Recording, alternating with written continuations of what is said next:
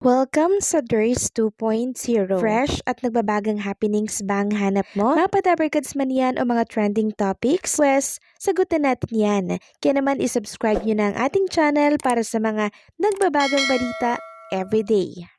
Welcome back again sa ating YouTube channel mga Kadabarkads, and for today's video ang pag-uusapan natin ay tungkol sa mga importanteng kaganapan sa loob at sa labas ng Itbulaga. Unahin nating pag-usapan itong viral po na picture ni Alan Kay, ni Jose and Wally Viola during Sugod Bahay mga kapatid kahapon. Maging ang TV5 page at ang Itbulaga page, shinare po ito sa kanilang Facebook or sa social media. So may isa kasing Dabarkads doon na ang entry po as payong ay etong picture po ni Jose Wally and Alan Kay.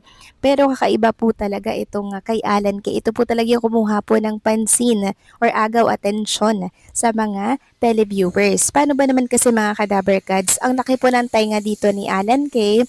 Tapos parang tarsier po talaga siya mga Kadabarkads. Kaya maging si Alan Kay, tawang-tawa po during Sugod Bahay mga kapatid kahapon. Mabuti na lang mga Kadabarkads at kahit na ganito po, 'di ba, yung mga joke kay Alan Kay, hindi po siya napipikon bagkus ay sinasakyan at tinatawanan niya na lamang po ang mga ganitong pagkakataon. Samantalang welcome back po sa ating OG Dabarkads. Walang iba kundi po si Ima Castro na talaga namang ginulat ang mga televiewers and syempre ang mga nasa studio po ng Itbulaga.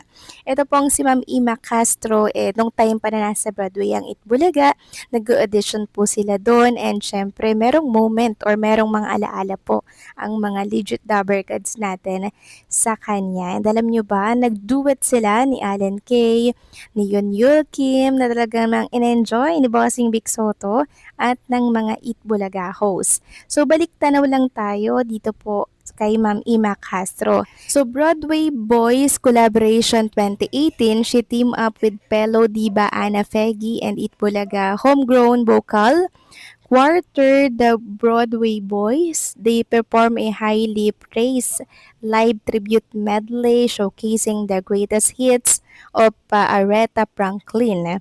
Vocal duos in production number 2021, she returned to Itbulaga stage for a powerhouse vocal showdown alongside singer Radha. So yan po, legit Dabarkads yang si Mama Ima Castro. Kaya naman marami po ang nagulat at natuwa nang muli siyang makita sa programang Itbulaga. Samantalang congratulations naman kay Yul Kim mga Kadabarkads dahil ngayong 27th birthday niya nga po, nagkaroon siya ng birthday project mga Kadabarkads. Sabi nga dito, as Yul Kim birthday approaches, we are excited to launch our very first birthday project to show our unwavering love and support for Yul. Betwins and Yuliverse aim to feature a LED ad, video greetings, at Glorieta Activity Center, Ayala Center, Makati. The video will be shown from 10 a.m. to 9 p.m. on May 24, 2026, giving fans the chance to see, take photos, and celebrate together. At the same time, we hope to spread smiles beyond the fandom.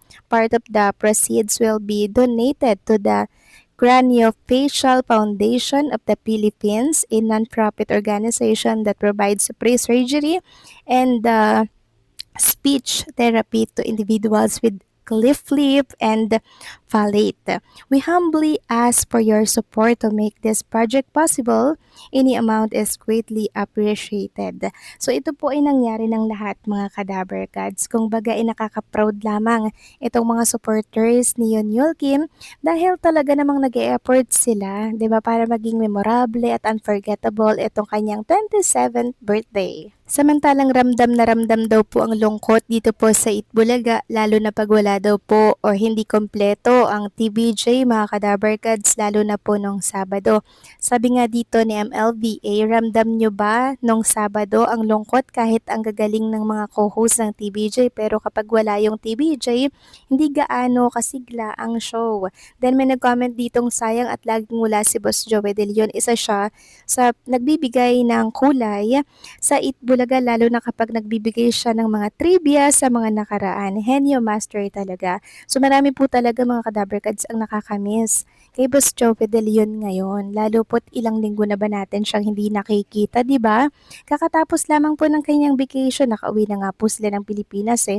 Hindi ko lang alam bakit hindi po siya bumabalik ng Itbulaga. Siguro marahil nagpapahinga po, nagpapalakas or nagpapagaling or nagkaroon po ng konting alam niyo yun, sakit, 'di ba, na kailangan pong i-monitor kasi alam naman natin na medyo may edad na po talaga si Boss Joey De Leon. Kaya ipag-pray natin, safe lamang siya at makabalik na po agad siya sa programang Itbulaga. Samantalang pag-usapan naman natin mga kadaberkads, itong umuugong po na balita na pagbabalik daw ng programang Itbulaga sa GMA.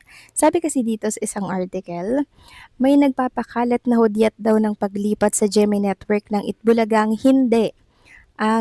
hindi pagkakaroon ng contract renewal ng It's Showtime. Totoo man o hindi na di na nagkaroon ng contract renewal ang ABS-CBN sa GMA para patuloy na umere ang It's Showtime doon, hindi po yun hudyat ng babalik ang Itbulaga sa GMA.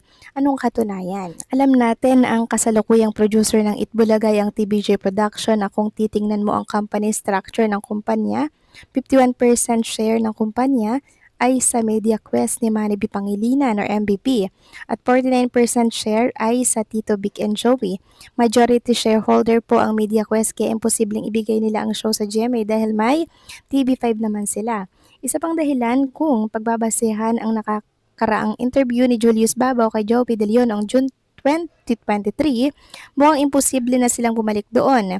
Binanggit kasi ni Joey na hindi umano nagparamdam sa kanila ang GMA7 nung kasagsagan ng isyu nila sa tape. Ito raw ang dahilan kaya hindi na sila makakabalik sa dating home network.